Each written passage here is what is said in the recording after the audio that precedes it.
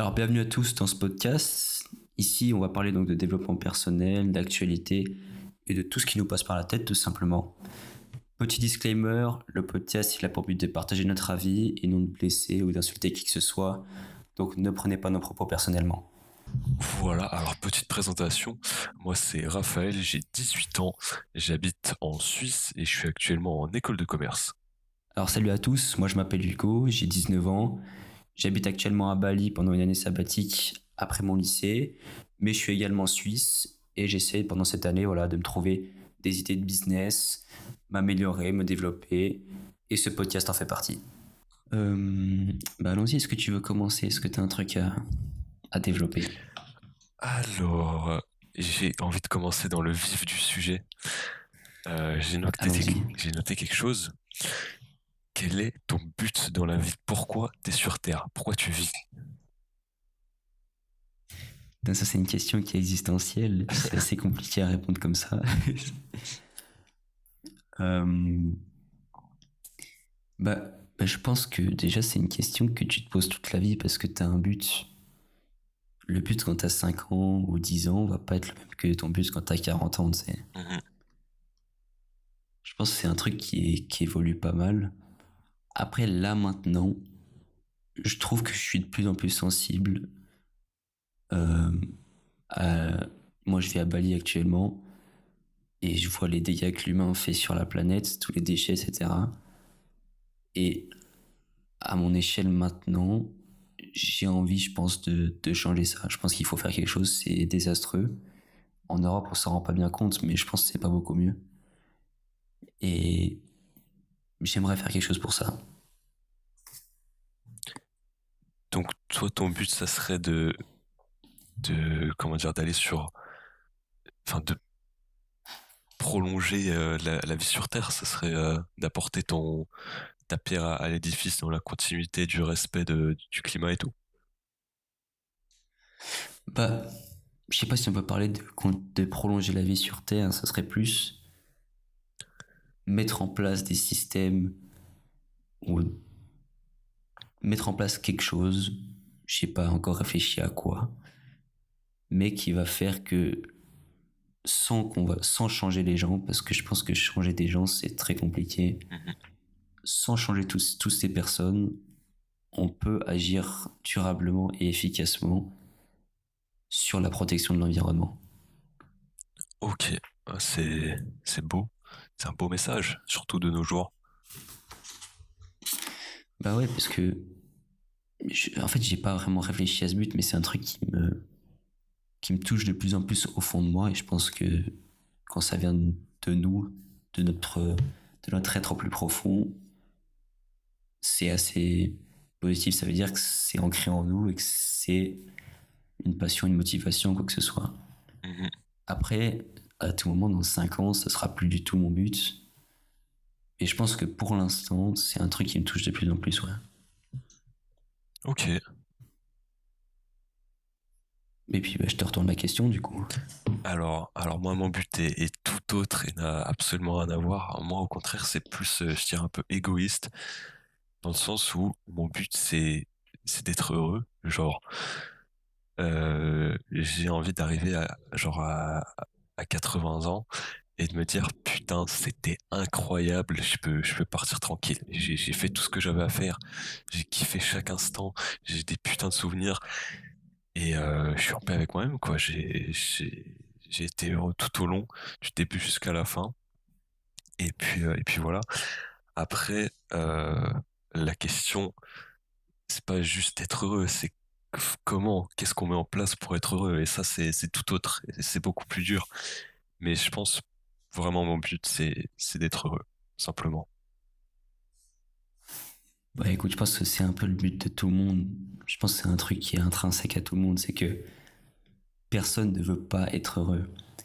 Et du coup, pour rebondir sur ça, moi j'ai lu un livre cette semaine qui s'appelle Happy Sexy Millionnaire de Steven Bartlett.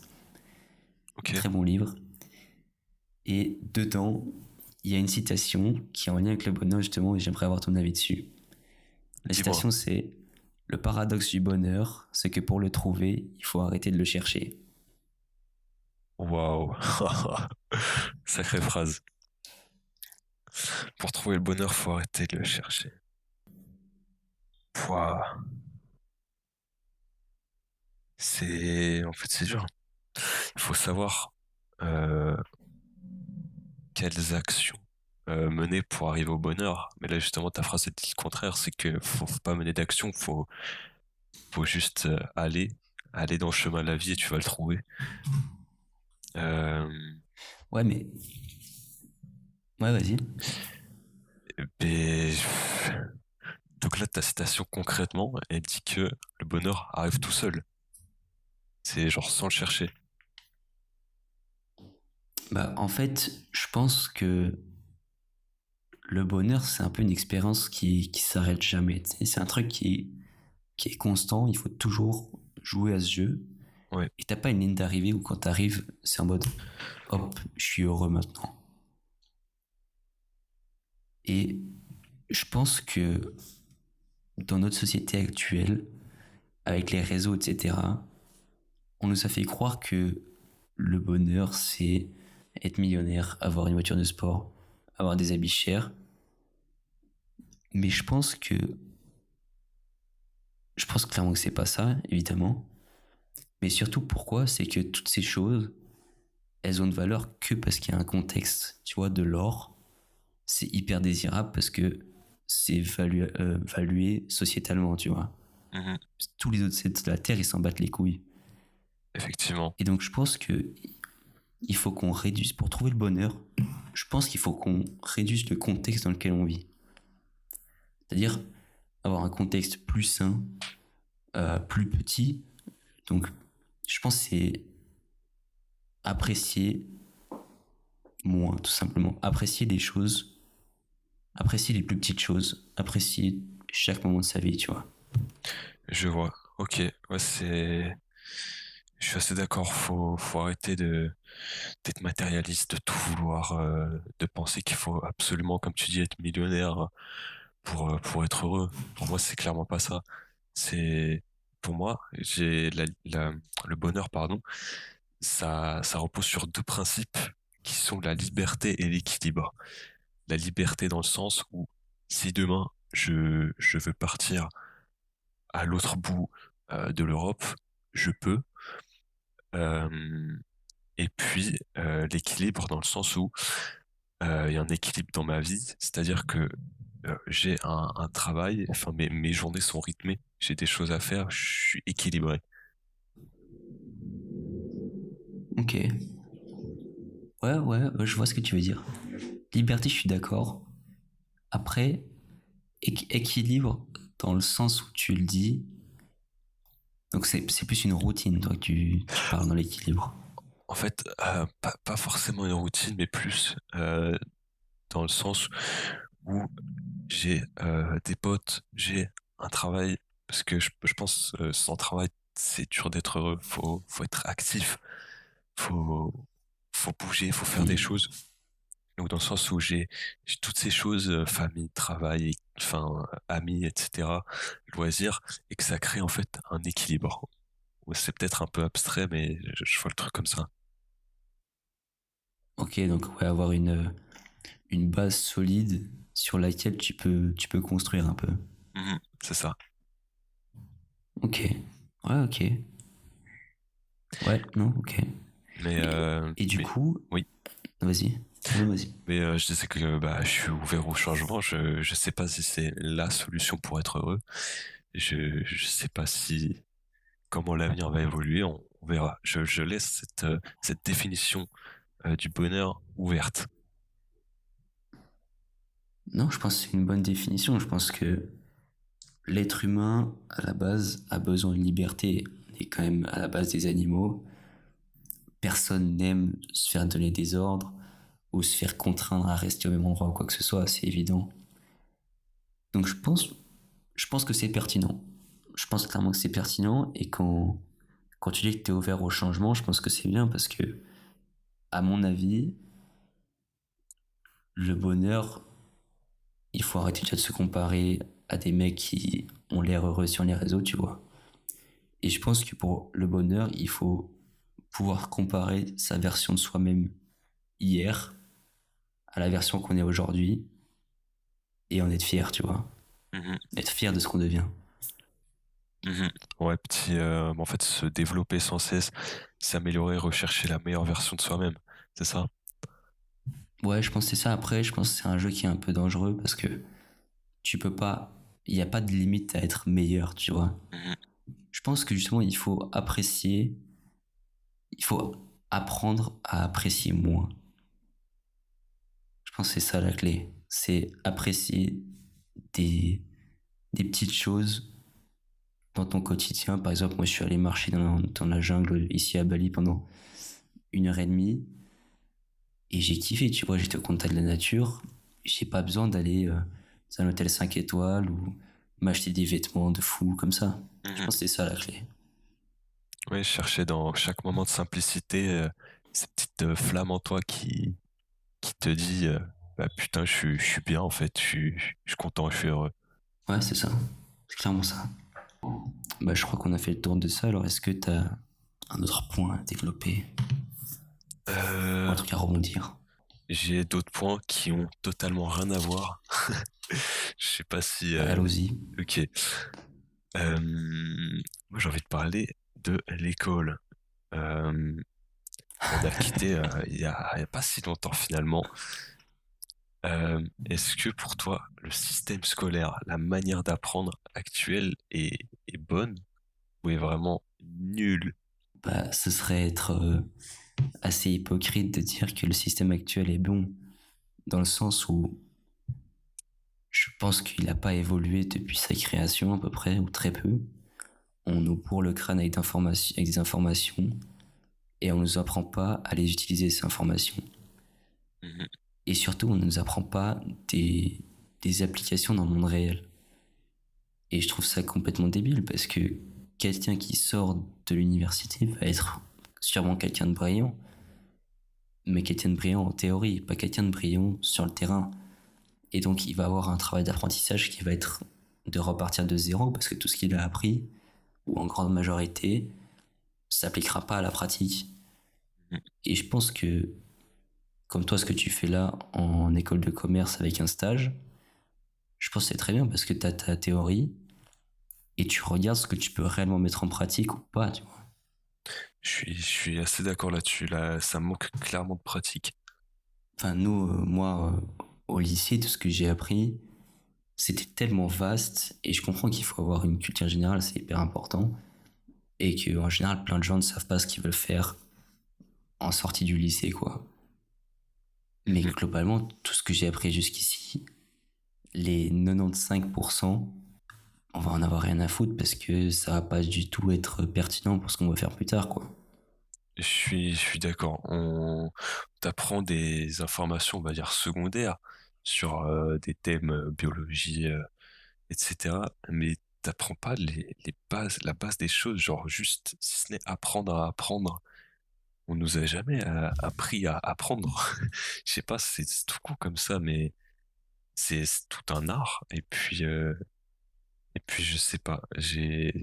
Pour moi, il y a certaines matières qui sont inutiles, qui apportent certes un peu de culture générale, mais je suis pas sûr que ce soit si important la culture générale. Toi, tu disais que c'était assez important, mais pourquoi? Bah, je trouve que c'est important dans le sens où, moi, je trouve par exemple agréable de pouvoir mettre un sujet sur la table, comme on fait là, et d'en discuter, d'avoir des arguments qui soient tangibles et pas juste survoler un sujet. Tu vois, souvent quand je parle de sujets d'actualité, ou ce genre de choses, des choses qui se passent dans le monde, Mhm. avec ma famille à table comme ça, bah le sujet il est playé en 2 minutes parce que personne n'a pris le temps de se renseigner un minimum dessus. Et moi je trouve dommage parce que on est dans un monde qui est hyper intéressant, il y a plein de choses qui sont hyper tristes aussi évidemment, mais je pense qu'apprendre l'histoire voilà, de notre race, ce qu'on a bien fait, ce qu'on n'a pas bien fait, ce qui se passe actuellement hors de un peu notre cocon, de notre pays. Je pense que c'est hyper intéressant. Après, ça, quelque chose qui est personnel. Moi, je sais que j'adore apprendre. Si t'aimes pas forcément apprendre, c'est-à-dire que ça va te faire chier d'aller regarder ce qui se passe en Asie, en Amérique du Sud, comme ça, quoi. Ok, ouais, ouais, je vois un peu le truc, mais personnellement, moi j'ai de la peine avec la culture générale parce que il y a des sujets, en fait, il y a beaucoup de sujets qui m'intéressent pas et en fait, j'ai pas envie d'apprendre sur ces sujets et j'enrichis pas ma culture, certes, mais j'en ai vraiment rien à battre et j'ai aucune envie d'apprendre. Ça m'intéresse pas, je vais pas m'informer, ce qui fait que ma culture à l'heure d'aujourd'hui est pas vraiment très développée. Mais en fait, ce qui est intéressant, c'est d'avoir, on va dire, de la réflexion. Parce que au-delà de la culture générale, même si tu sais plein de choses, si t'as pas un esprit réfléchi, tu vas rien pouvoir en faire de tes informations, à part les sortir sur un plateau et t'auras pas dans ton cerveau, il va rien se passer, ça va pas être intéressant. Non, je suis d'accord avec toi, mais si tu as de la réflexion, si tu connais pas du tout le sujet, tu peux pas élaborer dessus non plus. C'est sûr, je pense qu'il faut un certain équilibre. Non, c'est sûr qu'il faut les deux. Si un mec qui te déballe, on en revient un peu à l'école. T'apprends des vocabulaires, t'apprends des livres de théorie et tu dois juste les redéballer au test. C'est pas une preuve que t'as compris, c'est une preuve que t'as appris. C'est pas la Mhm. même chose. Ouais, effectivement. C'est vrai que les cours sur ça, c'est juste, est-ce que tu as appris ton cours? Il n'y a aucune notion de compréhension derrière. C'est assez horrible. Je trouve que le système pour ça est totalement nul et peu adapté. Non, clairement, il y a des choses à refaire. Et comme tout, un système qui a pas changé depuis, j'en sais rien, 200 ans, ou depuis que Charlemagne l'a un peu mis au goût du jour, ça fait 1200 ans, bah forcément, le truc, il est obsolète au bout d'un moment. Notre Mhm. monde, il change tellement vite, et surtout depuis l'arrivée d'Internet, que tu vois, à l'école, on nous apprend rien sur comment utiliser une IA, tu vois, c'est tout con, comment utiliser ChatGPT. Ça aide sur tellement de sujets, ça facilite la tâche sur plein de choses, la rapidité de pouvoir faire des tâches redondantes est folle, tu vois. Mhm. Et je trouve ça cool de pas apprendre des choses qui sont dans l'air de notre temps. Je suis complètement d'accord. Comme tu dis, c'est devenu obsolète. Et je vais prendre un exemple tout con. Quand tu apprends de l'anglais, par exemple, euh, tu fais, on a fait à l'école des heures et des heures de grammaire, mais pour moi, la, la principale chose pour apprendre une langue, c'est juste pratiquer. Oui, il faut une petite base en grammaire, en vocabulaire, etc. Mais si tu pratiques pas, tu vas tellement moins apprendre. Et là, on a passé des heures à faire des vieux cours de grammaire pour en oublier Allez, je vais être gentil, je vais que dire le 50%. Mais pour en oublier le 50%, c'est horrible, c'est une perte de temps. Je suis complètement d'accord. Parce que moi, l'anglais, maintenant, c'est quelque chose que j'ai pas mal de facilité avec. La seule raison que j'ai cette facilité, c'est que j'ai regardé des centaines, voire des milliers d'heures de vidéos YouTube en anglais. Mhm. C'est pas les cours, ils m'ont servi au tout début à avoir une petite base, quelques mots, mais au final, c'est parler et écouter. Écouter surtout, ça m'a beaucoup servi, quoi. Et je crois que la plus grosse preuve de ce fait est que on a appris en Suisse l'allemand pendant 9 ans. Et en 9 Oh, ans, l'allemand. en 9 ans, alors déjà ça a traumatisé tout le monde, mais parce que en 9 ans, on ne sait pas sortir une phrase. J'exagère peut-être un peu, mais on peut pas tenir une discussion, c'est mort de chez mort. Et pourquoi? Parce que on s'est fait bourrer la gueule avec de la grammaire, avec des fiches de vocabulaire énormes, avec des mots à rallonge qui ne servent à rien, et on est complètement passé à côté du côté pratique du truc qui est, à mon sens, beaucoup plus important que tout le reste. Je suis carrément d'accord. Honnêtement, moi, je suis incapable de faire une phrase complexe en allemand juste. Genre, il y a Mais tellement de choses pareil, qu'on a dû apprendre et que je me rappelle juste pas, en fait. ouais, c'est assez dramatique cette perte de temps, alors que pendant ce temps, t'as plein de choses incroyables à apprendre. sur, comme tu disais, les technologies qui évoluent jour et jour. C'est dommage.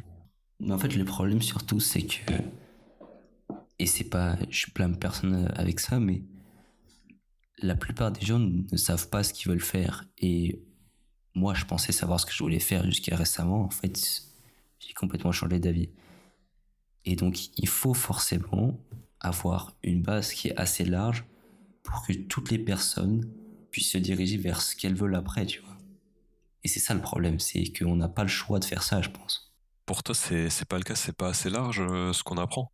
Non, non, justement, c'est qu'on est obligé d'avoir un éventail de matières. Ah, Comme tu disais, la biologie, la chimie, nous, on s'en fout. Mais les deux mecs dans le lycée qui veulent faire chimiste et biologiste, et ben eux, ils kiffent, tu vois. Donc, ils ont besoin de ça pour s'orienter après. je vois. Ok. Mais d'un autre côté, ça te forcerait à très tôt choisir un chemin, dans le sens où, ok, euh, là, à l'heure actuelle en cours, on nous apprend par exemple l'économie et également la biologie, mais ça veut dire que très tôt, tu vas devoir choisir entre économie et biologie pour plus te spécialiser. Et ça, c'est peut-être un peu con, non? Non, non, mais ce que je dis justement, c'est que même si on dit que le cursus scolaire est pas bon, au final, je vois pas quelles autres solutions on pourrait apporter pour satisfaire tout le monde et les 95% des gens qui savent pas ce qu'ils veulent faire, tout en focusant assez pour les gens qui savent ce qu'ils veulent faire, tu vois. Ok, ouais, je vois. C'est pas possible de satisfaire tout le monde. Donc il y a C'est forcément sûr. un moment où bah, nous, si on a une direction qu'on veut prendre, et même je crois que nous, on sait pas vraiment ce qu'on veut faire, on a un petit peu une direction vague, et ben on n'est pas la majorité, et donc bah, ils se focus plus sur la majorité que sur nous, quoi. Ok, je vois. Et mais pour moi, ça manque aussi de matière un peu plus. Je sais pas comment les décrire, mais dans le sens où, bah, comme je disais tout à l'heure, apprendre à apprendre, apprendre à se développer soi-même, apprendre à comprendre les autres, apprendre à communiquer, ça manque de cours sur la vie, on va dire. Je suis complètement d'accord. Ah, C'est ce qu'on va apprendre n'est pas n'est pas possible à mettre en pratique derrière.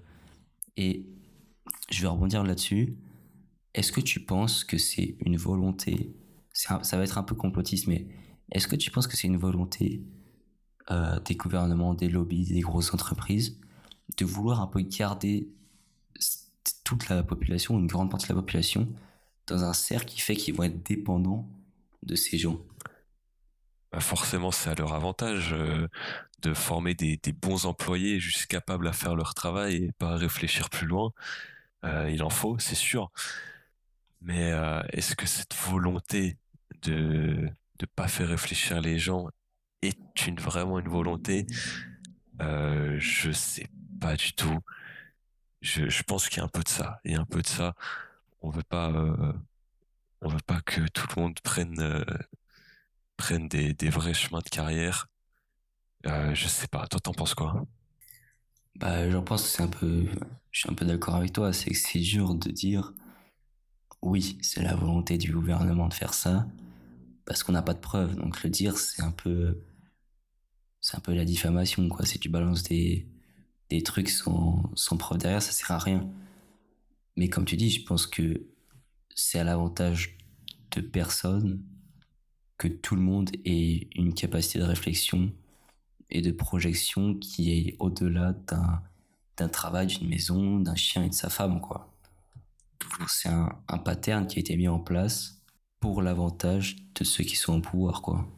Et de peut-être de l'économie globale aussi, parce que, comme on disait, si tout le monde ne veut plus travailler pour des entreprises, ça marche plus au bout d'un moment. Effectivement. Ouais, c'est vrai que si tu te retrouves avec le 90% des gens qui sortent du lycée qui se lancent dans leur entrepreneuriat, bah, t'auras plus d'employés. C'est, Ouais, ça marche pas. bon, d'un Ça marche côté, pas du tout. ça force aux gens à tirer leur épingle du jeu par eux-mêmes. Ils sont pas poussés à la réflexion et au développement de soi-même par le système, mais ils se démarquent par eux-mêmes. Et tout aussi, c'est peut-être même plus beau.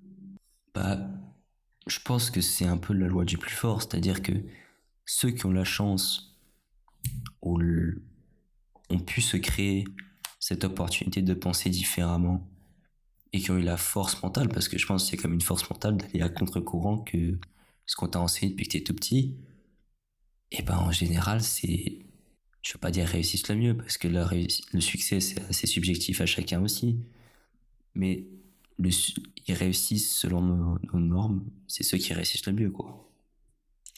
C'est vrai, mais je trouve ça dommage que les gens soient pas poussés à réfléchir quand même. En fait, les gens, ils sont dans leur cocon et c'est dommage, ils sont pas poussés à réfléchir sur eux-mêmes, ils sont pas poussés à se développer personnellement et je trouve ça vraiment dommage. Franchement, dans mon entourage, t'es la seule personne qui recherche le meilleur de soi-même et je trouve ça assez triste. Les gens, ils se laissent emporter par la vie et ils subissent un peu que ce soit dans le monde du travail ou ils subissent.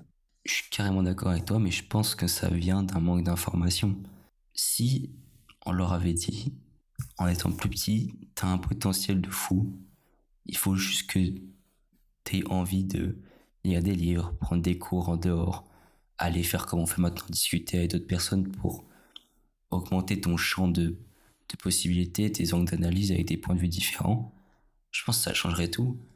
Je pense que c'est des mœurs de notre société qui nous ont, qui ont enseigné à toutes les générations précédentes que ça se faisait pas et que personne ne le faisait. Donc, bah, ça continue toujours comme ça.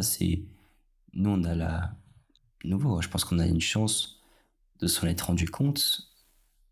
Et c'est pas grâce à notre éducation, c'est grâce à nos recherches, à ce que nous on a pu ressentir, comme on disait. Mhm. Toi, t'as eu une révélation entre guillemets quand t'as eu 18 ans que t'avais déjà 18 ans et qu'il fallait changer quelque chose. Mais beaucoup de monde ne l'ont pas cette réflexion, tu vois. Effectivement. Ou peut-être que c'est aussi un manque de motivation. Les gens veulent pas mettre cet effort. Ils veulent pas traverser les difficultés peut-être. C'est ils veulent rester dans leur petit confort et pas prendre de risques. C'est peut-être ça aussi. Tu penses? Bah clairement, je pense que non, c'est pas je pense, c'est qu'il y a des études qui ont démontré que l'être humain ne recherche pas le confort, il essaye de s'éloigner de l'inconfort. Donc évidemment, quand on te dit pour avoir des abdos, il faut que tu ailles 2 heures à la salle de sport tous les jours, je dis n'importe quoi. Pour la plupart des gens, c'est de l'inconfort. Donc ils vont pas aller pousser pour avoir le confort après l'inconfort en fait. Mais en soi, certes, des conforts à court terme, mais à long terme, ça te met dans un inconfort. Si on reprend l'exemple de tes abdos, ok, c'est inconfortable à court terme, tu dois te déplacer à ta salle, tu dois faire ta séance, tu dois en chier, mais à long terme, les bénéfices, pardon, physiques, c'est clairement un confort. Donc, je pense que c'est à nouveau, les gens sont pas informés, ils ont pas fait les recherches ou peut-être que pour eux, le confort à court terme dépasse celui à long terme, je sais pas. Bah, c'est clairement ça, c'est que la plupart des gens, je pense, bah d'ailleurs, j'ai un point là-dessus que je voulais développer, donc je vais rebondir là-dessus. C'est une citation d'Albert Einstein qui dit: la folie, c'est de répéter encore et encore la même chose en s'attendant à un résultat différent. Quel lien ça a avec ce qu'on dit? C'est que les gens vont se dire: je vais aller à la salle 2 semaines et je vais avoir des résultats. Alors que pour avoir des résultats, il faut y aller 6 mois de suite, tu vois, et travailler vraiment dur. Et je pense que les gens, comme tu dis, ils n'ont pas une vision assez long terme et ils n'ont pas cette vision de rester consistant et d'avoir les progrès les progrès ne se font pas du jour au lendemain. Mhm. Donc, quand tu commences maintenant, plus le progrès de demain, plus le progrès d'après-demain, ça va faire comme les intérêts composés. Au bout d'un moment, ça va être exponentiel. et les résultats vont être démultipliés par 100, quoi. C'est vrai. Mais en fait, je crois que les gens dans le fond, et même moi, en fait, on manque de discipline. C'est juste la discipline qu'il faut. Et ça, je pense que c'est une des qualités les plus importantes dans notre vie. C'est d'être discipliné dans chaque chose que tu fais. Si t'es discipliné, mais tu vas aller tellement loin. C'est fou. Je suis carrément d'accord et je pense que la discipline, plus, évidemment, plus t'aimes ce que tu fais, plus elle va être simple à faire. Donc je pense que pour être discipliné, la façon la plus simple de l'être, c'est trouver qu'est-ce qui t'anime au fond de toi, tes passions, tes motivations intrinsèques. Et une fois que tu les as trouvées, ça va dérouler parce que tu vas te réveiller le matin, tu vas te dire, ok, je sais ce que je kiffe faire, donc je vais me lancer à fond là-dedans et tous les jours en te levant le matin, tu vas te refaire, le refaire et le refaire, quoi. Très d'accord. Et au-delà de trouver ses passions en soi-même, pour moi, un levier de la discipline, quelque chose de super important, c'est de se fixer des objectifs. C'est que euh, avoir un objectif net que tu veux atteindre, et là, tu vas voir tes progressions. Et de jour en jour, tu vas dire, OK, je m'approche de cet objectif, je continue parce que je suis discipliné, parce que je veux atteindre cet objectif. Et donc, je pense que les objectifs, c'est clairement très intéressant dans la discipline. Je suis d'accord avec toi, mais le problème c'est que je pense que quand tu dis des objectifs, tu parles un objectif monétaire ou un objectif physique par exemple, c'est ça? Et dans ma tête, j'avais clairement l'objectif physique, ouais. Bah, en fait, je pense que clairement c'est hyper bien pour se discipliner, mais quand tu vas arriver à cet objectif, tu te dis je vais arriver à ça, je vais être trop content. Mais au final, je suis à peu près sûr que ça va durer très peu de temps et qu'après tu vas te dire et maintenant? Ouais, mais est-ce, quand tu vas arriver à ce moment, tu auras peut-être cette discipline qui sera ancrée en toi pour continuer et tu pourras peut-être te fixer de nouveaux objectifs, non? Ouais, mais ce que je veux dire par là, c'est que tu vois ce que c'est la pyramide de Maslow? C'est quoi les 5 éléments les plus importants pour vivre? Ouais, genre les besoins, Ouais, l'ordre des besoins, ouais, je l'ordre vois très d'importance bien. des besoins pour un être humain. Mhm. Et ben, c'est montré que quand tu arrives à un certain stade, par exemple, tu as satisfait tes besoins de sécurité. Je crois que c'est un des trucs qui est vers le bas. Et ben, tu vas vouloir aller à l'étage du dessus parce que tout ce qui va être rapporté à ta maison, bah, en fait, c'est devenu banal, tu vois. Donc, tu vas vouloir chercher l'étage d'après. Et quand tu auras atteint l'étage d'après, tu vas vouloir aller à celui d'en dessus. Parce que l'étage d'en dessous va à chaque fois t'amener moins de satisfaction et moins de bonheur, tu vois. Mhm. Et je pense que les objectifs, c'est hyper bien parce qu'il en faut, sinon tu stagnes dans ta vie. Mais je pense qu'il faut coupler les objectifs. Qu'est-ce qui te motive vraiment à l'intérieur? Parce que sinon, tu vas arriver à cet objectif, tu vas être content quelques jours à tout casser, quelques semaines peut-être. Et après, tu vas juste en chercher un autre. Et ça va jamais, tu vas jamais te sentir complètement épanoui et complètement rempli physiquement parce que tu as atteint, je pense. C'est vrai que, bon, on y revient, tout est une question d'équilibre. Savoir faire un mix entre les objectifs et qu'est-ce que vraiment au fond de toi tu veux. Et j'ai l'impression que c'est ça dans tous les domaines, c'est l'équilibre. Et puis, en parlant d'objectifs, toi, à court, moyen et long terme, quels sont tes objectifs? Bah, je pense que maintenant, mon plus gros travail, ça va être justement de l'introspection et de savoir vraiment ce que j'aime faire, tu vois. Parce que à l'heure actuelle, je me disperse tellement. J'adore apprendre plein de choses, mais je vois un truc qui me plaît, donc je vais passer 2 jours à l'apprendre. Et puis après, il y a un autre truc qui va me plaire, donc je vais le lire pendant 2 heures. Et ainsi de suite. Et au final, je suis complètement perdu parce que il y a plein de trucs qui m'intéressent, mais il y a rien où je me dis, putain, je pourrais foncer là-dedans et tout péter là-dedans, tu vois. Ok, Donc, ouais, je pense que objectif d'introspection, apprendre à connaître qu'est-ce qui m'anime réellement Et puis après ça, évidemment, tout le monde va me dire que ça apporte pas le bonheur, mais j'aimerais bien avoir une sécurité financière qui soit conséquente. Et puis, comme nous on disait, nous qui ferait partir avec un van et visiter le monde. Ça coûte 200 balles la nuit ou 150 balles la nuit pour un truc correct. Bah, je kifferais avoir la thune pour partir là-bas et me dire je peux ne pas travailler pendant 2 ans, il n'y a pas de souci, tu vois. C'est vrai que avant ce podcast, on recherchait la location d'un van pour partir 2 mois en Europe ou aux États-Unis. C'est hors de prix, voilà. C'est hors de prix. Mais C'est un truc de fou, hein. ouais, ouais. Moi, je pense que mon objectif aussi à moyen long terme, c'est clairement d'avoir un peu d'argent, clairement pour se permettre ce genre de choses. Tu te permets d'arrêter de travailler pendant 2 mois parce que de toute façon, tes business, ils tournent, ça va te rapporter de l'argent. Donc, je pense que c'est clairement un, un besoin, enfin peut-être pas un besoin, mais c'est un élément non, enfin c'est un élément important dans le bonheur. Ah, c'est sûr. Je pense que c'est un besoin de tout le monde. Et une fois que tu l'as, tu vas pas être heureux parce que tu l'as. Mais ça va te permettre de faire plein de choses que tu pourrais ne pas faire et qui vont sûrement t'apporter un bonheur. En tout cas, nous, je sais que voyager, ça nous apporterait tellement de choses. Et sans argent, malheureusement, on peut pas voyager, on pourra pas atteindre ces choses, quoi. Mhm.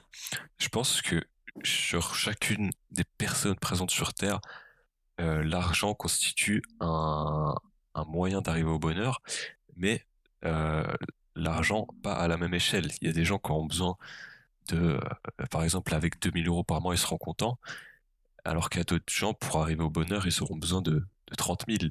Et je pense que c'est clairement un élément euh, indispensable au bonheur.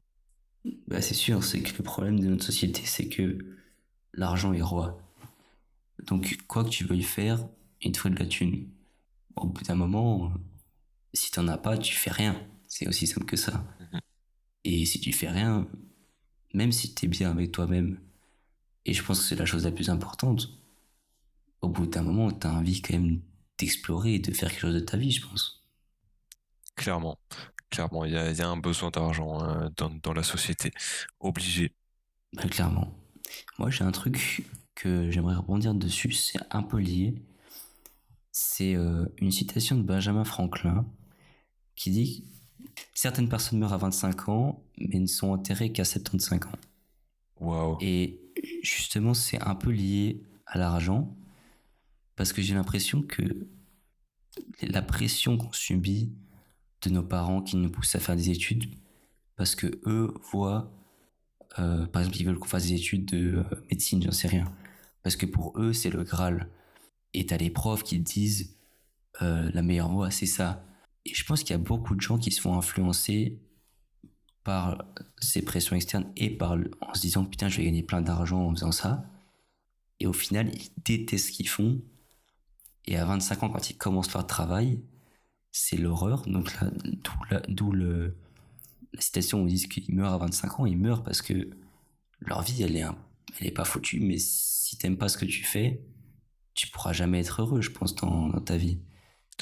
Ouais, et je vois autour de moi, c'est des gens ont un travail qu'ils n'aiment pas juste pour avoir un salaire moyen. Et donc, pendant 40 ans, ils vont travailler, ils vont entrer dans ce système du monde du travail, et ils vont travailler juste pour leur salaire qui leur permet de pas faire grand-chose et se retrouver à la retraite euh, sans grandes économies, sans avoir vécu grand-chose, ce qui est méga triste. Mais je trouve ça horrible parce que t'es que, disons, 80 ans sur Terre si t'as de la chance. Tu t'en passes un tiers à dormir. Donc t'as 2 tiers de ton temps, il faut l'utiliser à bon escient, tu sais. Mhm. Je lisais un truc qui disait que t'as environ, si tu vis jusqu'à 75 ou 80 ans, t'as environ 500 000 heures éveillées. Et si t'imagines ces 500 000 heures par des petits jetons, par exemple des jetons de roulette, tu vois, des jetons de casino, il faut que tu les, il faut que tu les paries, il faut que tu les mettes sur les bonnes cases. Il faut pas que tu te laisses pousser par la vie parce que tel ou tel a dit ça, donc je vais faire ça. Il faut que tu les mettes sur les bonnes cases pour vivre une vie que toi tu veux. Clairement, clairement, le monde du travail, c'est dévastateur, hein.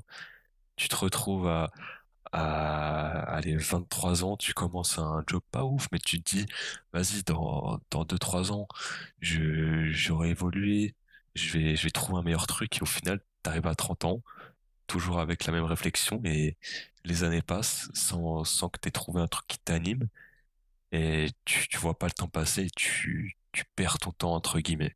C'est giga triste. Moi, franchement, mon objectif, c'est de pas rentrer dans ce monde du travail, ou enfin, d'y rentrer différemment, quoi. J'ai pas envie d'être employé pendant 40 ans, ça m'intéresse pas.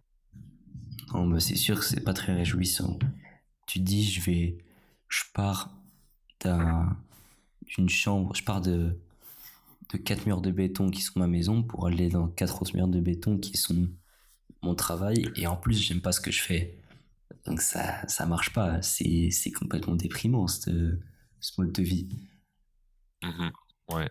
Après, t'as des travails un peu passion qui, même si leur salaire est pas très élevé, c'est une passion et t'as beau ne pas être, on va dire, entrepreneur, t'as beau faire un travail avec un salaire moyen, mais t'es comblé en toi parce que t'as un travail que t'aimes. Le matin, tu te lèves avec le sourire et faut le trouver ce travail.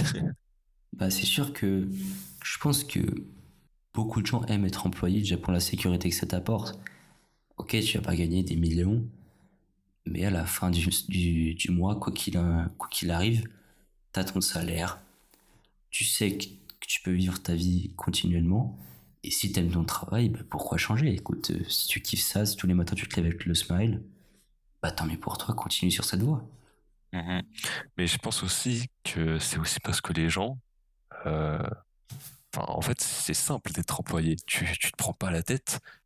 Tu vas à ton travail, tu te rends de chez toi à ton travail, tu y restes 8 heures, t'as fait ton travail et tu rentres chez toi. C'est simple. T'as pas besoin de prendre de risques, de sortir de ta zone de confort. Et c'est pour ça que les gens veulent peut-être pas se lancer. Bah de nouveau, on en revient à la question du confort et de l'inconfort. C'est que je pense que être entrepreneur, c'est assez glorifié maintenant avec tous les réseaux, etc. Mais c'est quelque chose d'extrêmement difficile, à mon avis. Mhm. C'est un. Je pense que c'est vraiment pas fait pour beaucoup de monde. Et il faut aimer se dépasser, se mettre dans l'inconfort pour avoir à la fin un confort qui est, si ça marche, gigantesque. On n'est pas forcément heureux, mais on a un confort qui est largement supérieur aux autres gens. Quand tu es employé, et bah, tu passes pas par cet inconfort, donc évidemment, ton salaire va être en conséquence, donc il sera plus bas, même si tu peux très bien gagner. Mais à la fin, si tu es bien dans ton travail et qu'en plus tu as la sécurité et pas de problème à te faire à ce niveau-là, bah t'as tout gagné, quoi. Tout à fait, tout à fait. Et j'ai envie de rebondir sur l'idée de l'entrepreneuriat.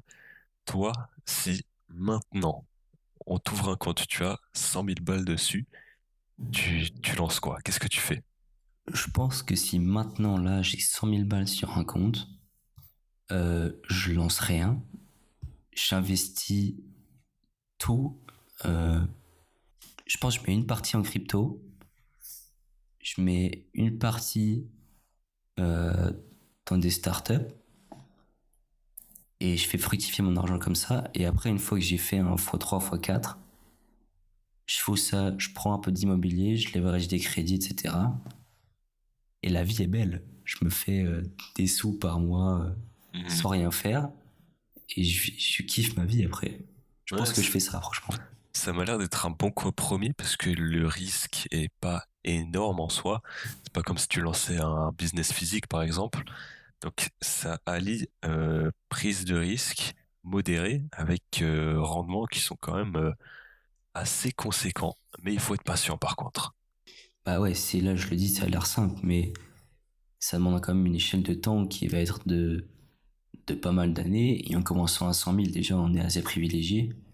Et je pense qu'en connaissant, en te renseignant sur toutes les possibilités d'investissement, parce que j'en découvre tous les jours, Et à chaque fois, je suis sidéré par le nombre de choses que je connaissais pas, alors que je lis déjà plein de trucs là-dessus.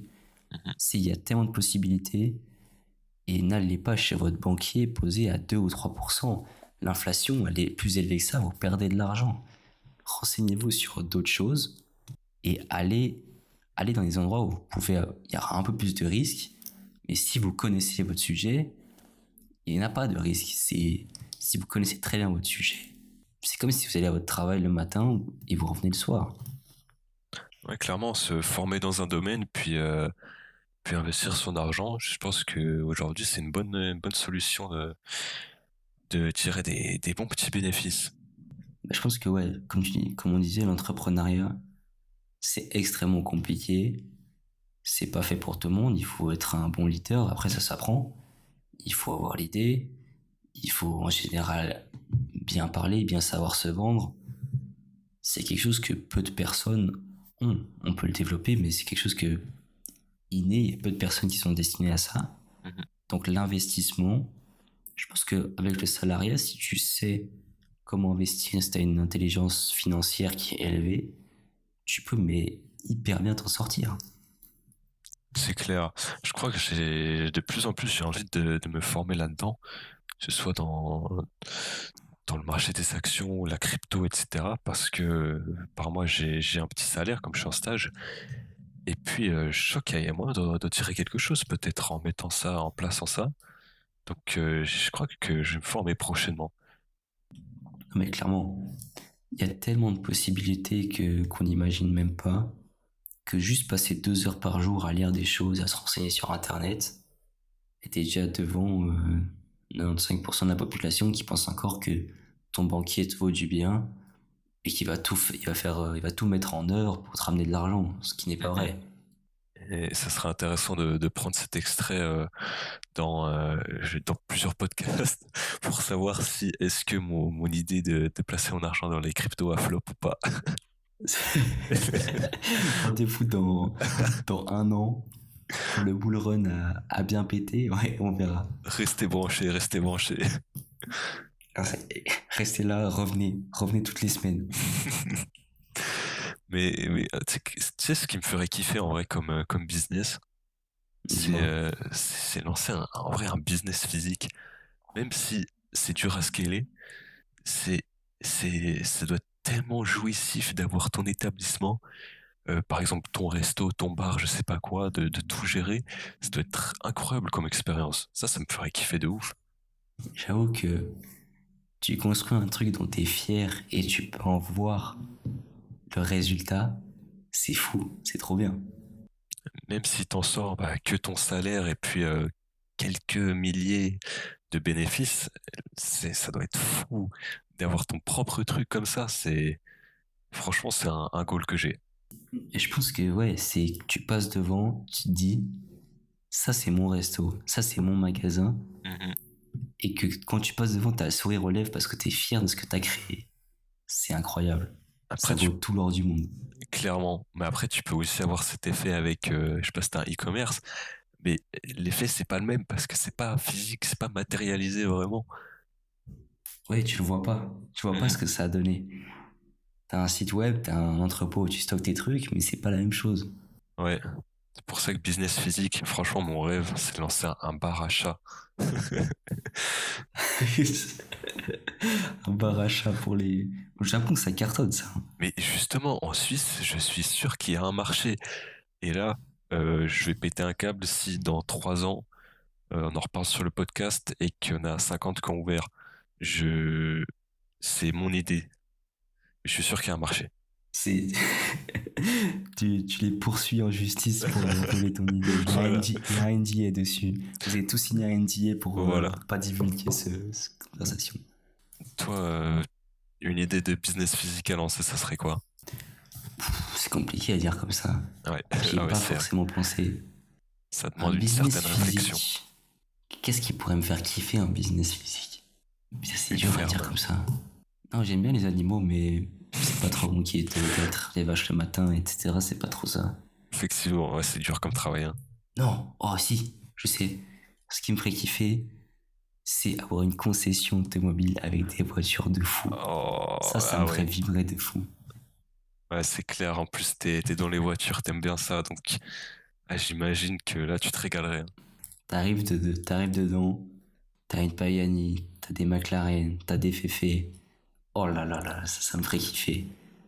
Jusqu'au jour où il y a des écolos qui vont s'introduire dans ton garage et qui vont tout casser. Parce que, parce que t'es pas à l'électrique, mec.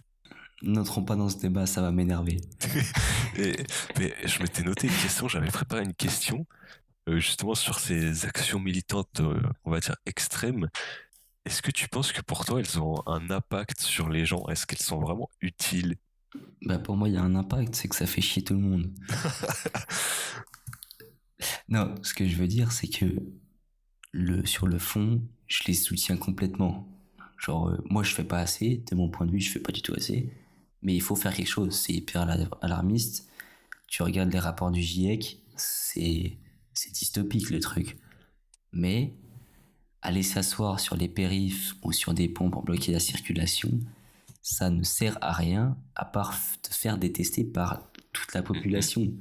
Mais qu'est-ce qu'ils doivent faire alors si ça marche pas? Qu'est-ce qu'ils doivent mettre en place pour se faire écouter et que les gens s'activent? Le problème, c'est que comme on disait au début, c'est que changer quelqu'un, c'est pas une mince affaire. Et changer quelqu'un qui a des intérêts à continuer sur la lancée qu'on est maintenant, c'est encore plus compliqué. Donc une grosse entreprise ou un gouvernement qui se disent, oh putain, si on change de politique pour aller plus vers du vert, on va perdre des millions. On dira, ah bah non, c'est pas mon problème, j'ai pas envie. Donc, il y a rien à faire. Non, c'est pas ce que je dis. C'est que je pense que, bon, évidemment, de s'asseoir au milieu de l'autoroute, ça sert à rien. Mais il faudrait déjà que tu penses toutes ces associations fusionnent entre elles parce que, comme on dit, c'est le nombre fait la force. Donc si t'as une association qui est de 100 personnes, une autre de 500, une autre de 300, une autre de 200, au lieu s'ils en faisaient une de 1000, tout l'argent qu'ils ont, ils pourraient mettre ensemble et faire des actions qui sont beaucoup plus grandes. Au lieu de Mhm. dépenser de l'argent à imprimer des banderoles, à acheter des gilets, etc., pour aller manifester au milieu de la route, ben, va ouvrir une déchetterie dans un endroit où il n'y en a pas. Ou fait des actions concrètes. Et il faut que toute la population s'en rende compte, parce que je pense que nous, on s'en rend pas compte en Europe pour l'instant, parce que le climat est assez modéré, etc. Mais les pays en Afrique, où de base, il n'y avait pas beaucoup de pluie, et maintenant, il n'y en a plus du tout, je pense qu'ils s'en rendent bien compte. Mhm. Et quand ça va arriver chez nous, le problème, c'est que ce sera trop tard. Donc il faut trouver un moyen qu'on s'en rende compte, quoi. Ok, ouais, c'est assez intéressant ce que tu dis. Je suis assez d'accord sur le fait que faire des actions extrêmes, allez, on va tous se mettre sur le périph', on va bloquer la route, ça sert à rien. Euh, mais il faut éveiller la conscience des gens, moins que les gens aient conscience des problèmes, et puis mettre des actions plus modérées en place à leur échelle. Et je pense qu'on est dans on a la chance en Europe d'être dans des démocraties, dans la plupart des pays, à l'ouest en tout cas, et il faut que nos gouvernements arrêtent de céder à la pression des lobbies. C'est que c'est n'importe quoi. Quand tu peux être sûr que le gouvernement en Suisse, t'as les lobbies de la pharma, t'as les lobbies euh, du luxe qui sont au gouvernement et qui font en sorte que les choses ne changent pas. Et je pense qu'il faut aussi que on ait quelqu'un ou des gens qui passent au gouvernement, qui mettent un stop maintenant à ça. Et parce que le gouvernement, au final, c'est gouverné par le peuple et par ses lobbies. Si au Mhm. bout d'un moment, on écoute le peuple, et je pense pas qu'il faut l'écouter sur tout, mais sur ce sujet-là, il faut l'écouter et pas juste, par exemple, dire que mettre un malus sur les véhicules qui consomment un peu trop. Le, le transport, c'est 6% de la population, de la pollution mondiale. L'agriculture, c'est 25, l'industrie, c'est 25. Donc si tu réduis ces deux choses-là, tu réduis mais drastiquement le nombre d'émissions, le nombre de déchets, etc. Ouais, je suis d'accord. J'ai l'impression que sur le point de vue écologique, le problème, il est pris, mais complètement dans le mauvais sens, où on demande aux individus d'acheter des voitures électriques, alors que ça ne changera littéralement rien à l'échelle de la planète, parce que, comme tu disais, je sais plus pourcentage exact, mais le transport, on va dire non commercial, ça représente que dalle, alors que tu as l'industrie qui est un immense, une grande majorité, enfin majorité peut-être pas, mais un immense pourcentage de ces pollutions, où on fait, j'ai l'impression, pas grand-chose. Bah, c'est pas grand-chose, c'est rien du tout, parce que ça revient au sujet plus tôt, qu'on discutait plus tôt, c'est l'argent le roi. Donc un mec comme Roche qui pèse, j'en sais rien, 100 milliards ou un truc comme ça, qui apporte des emplois, qui paye ses impôts, ça je suis pas sûr, mais qui contribue à l'économie d'une façon différente, et ben le gouvernement écoute ces gens-là plutôt que de regarder à ce qu'on puisse avoir un futur qui est acceptable, quoi.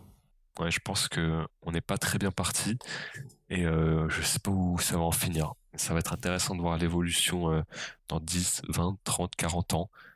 Mais franchement, j'ai l'impression qu'on va droit dans le mur et qu'on accélère en plus. On freine pas, on accélère. C'est assez triste, je trouve. Ben c'est ça. C'est que après c'est assez facile aussi pour nous de dire ça et au final on fait pas grand-chose non plus, tu vois. Effectivement, c'est un peu lâche de notre part. Mais il y a des gens, en fait, c'est leur travail de faire ça, de trouver des solutions, mais il y a rien qui se fait parce que l'argent est roi. C'est ça le problème. Exactement. Là, ça fait déjà 1h07. Est-ce qu'on conclurait pas bientôt là quand même? Est-ce que t'as un mot de la fin, quelque chose à ajouter? Et ben moi je voulais juste peut-être finir sur la méditation. On discutait la semaine passée et j'ai recommencé à méditer tous les matins. Et il y a 2 matins, je me suis senti que je me suis jamais senti. J'avais l'impression de sortir de mon corps un petit peu. Et pour moi, ça a des bienfaits de fou.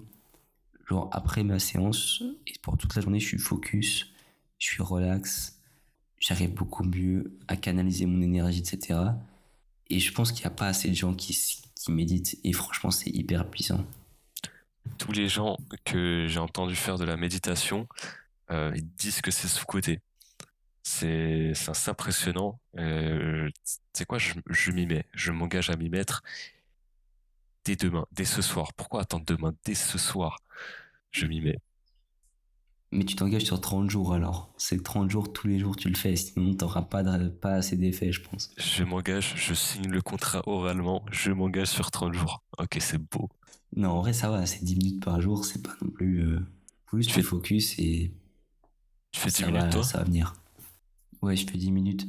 Ce que je fais, c'est que j'ai une application qui s'appelle Endel, Endel, et je mets des bruits blancs un petit peu, et juste je ferme les yeux et j'essaie de me focus sur mes paupières. Genre, je fixe mes paupières fermées, comme ça c'est tout noir, et j'essaie de penser à rien d'autre.